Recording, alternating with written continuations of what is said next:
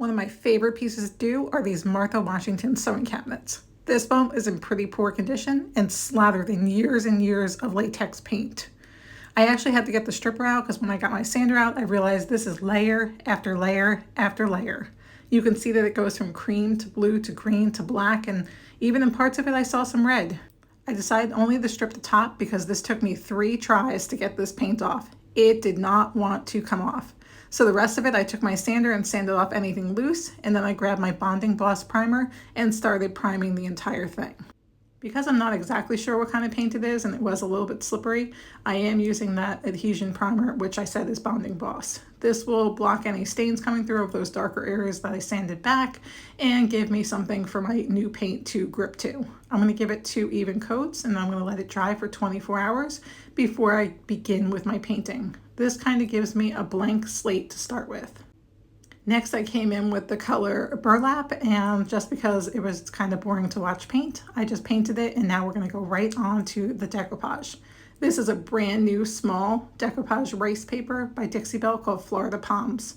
We're going to get that put down, and then we're going to blend it out.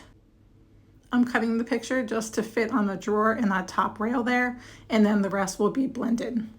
Once I have it cut, I'm going to grab my mister bottle, mist the back of that paper, and let it sit. This makes the rice paper very pliable and a little bit stretchable.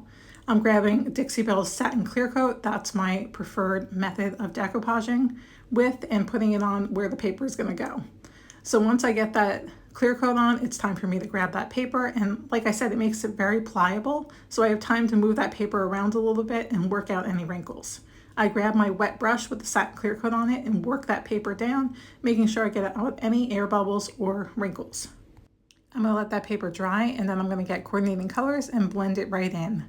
This is Mermaid Tail in the chalk paint line, also in the chalk paint line, Lemonade and Apricot. And this is going to be a layered blend until I'm happy with the way it looks. So I'm grabbing a little bit of each color and blending them in to look like the bottom of the paper, bringing it all the way up to the top.